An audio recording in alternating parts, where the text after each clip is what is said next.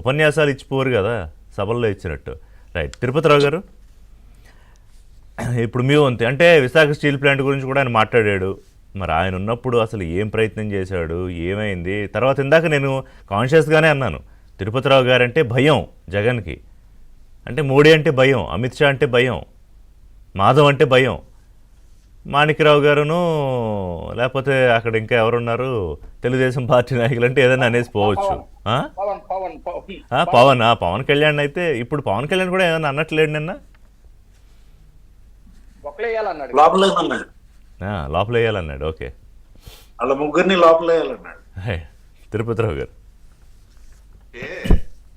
చెడ్డ కోతి వన వల్ల చర్చిందని ఒక సామెత ఉంది. తను ఎలాగూ లోపల నుండే వచ్చాడు కాబట్టి, ఈ రాష్ట్రానికి ముఖ్యమంత్రి అయిపోయాడు కాబట్టి ఇప్పుడు అందరినీ లోపల వేయాలంటాడు. పవన్ కళ్యాణ్ లోపల వేయడానికి ఉన్న ఆధారాలు ఏమిటి అనేది చెప్పలేడు కదా. లేకపోయినట్టయితే చంద్రబాబు నాయుడు గారికి లోపలేసి ఏం సాధించాడు అనేది కూడా ఆయనకి తెలిసి వచ్చింది. అది పరిమితం అవడానికి ప్రధాన కారణాలు అవే కదా, పవన్ కళ్యాణ్ ట్రోల్ చేయడం, చంద్రబాబు నాయుడు గారి లోపల వేయడం. కాబట్టి అది ఇప్పుడు ఎన్ని చేసే వాళ్ళకి అన్నీ గుర్తొస్తాయని చెప్పేసి, నేను పుట్టిన నుండి ఒక సంస్కృతిలో పెరిగినప్పుడు నా చుట్టూ ఉన్నటువంటి సంస్కృతి నన్ను ప్రభావితం చేస్తారు కదా. ఇక్కడ గమనించాల్సింది ఋషి గారు, మీరైతేనేమి, ఇంట్రోల్ అయితేనేమి, లేకపోతే పెద్దలు మాణిక్యాలరావు గారు అయితేనేమి, లేకపోతే పెద్దలు శ్రీనివాస్ గారు అయితేనేమి, అంటే నెగిటివ్ తోనే మనం స్టార్ట్ చేయాల్సి వచ్చింది. ఎందుకంటే ఆ కాంటెక్స్ట్ అలా డిమాండ్ చేస్తుంది. కానీ నాకు ఎందుకో ఒక పాజిటివ్ తో స్టార్ట్ చేద్దాం అనిపించింది.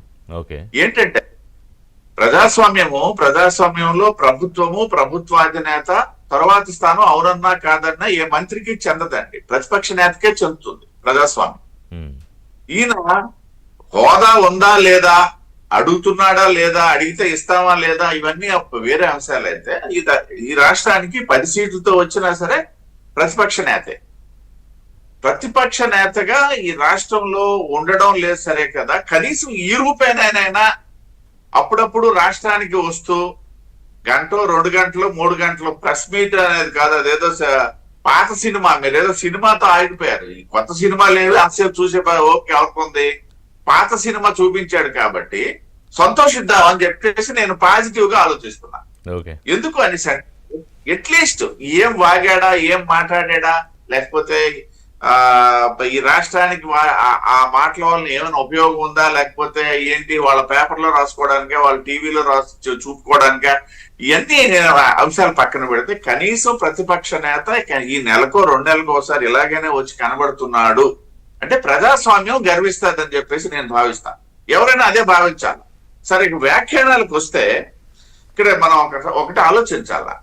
ఇప్పుడు దొంగ ఎప్పుడు కూడా అంటిల్ అందెనో ఈ దేశ చరిత్రలో, నేర చరిత్రలో 100 మంది అభియోగాలు మోపబడినటువంటి నేరస్తులు ఉన్నారనేసి అంటే ఒక సర్వే ప్రకారం కేవలం 10 మంది మాత్రమే అప్రూవల్స్ ఉంటారండి. అందులో అప్రూవల్ గా మారిన వాళ్ళు, ఈ అప్రూవల్ మారిన వాళ్ళే నేను చేశాను, దీనికి కారణం ఇది, నన్ను క్షమించండి అని అడుగుతాడు.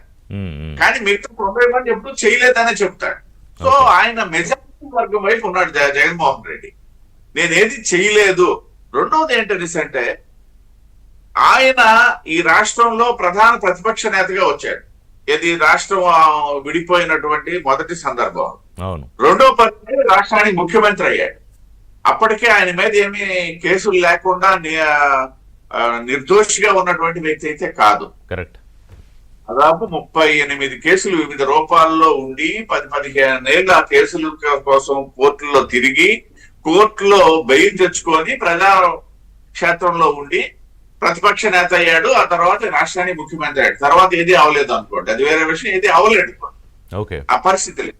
సో ఈ నేపథ్యంలో చూసేటప్పుడు మనిషి ఆ విధంగా మాట్లాడకుండా వేరే విధంగా మాణిక్యాలరావు గారు మాట్లాడినట్టు, లేకపోయినట్టయితే పెద్ద శ్రీనివాస్ గారు మాట్లాడినట్టు మాట్లాడుతాడు అని ఎవరు అనుకోవడానికి అవకాశం లేదు.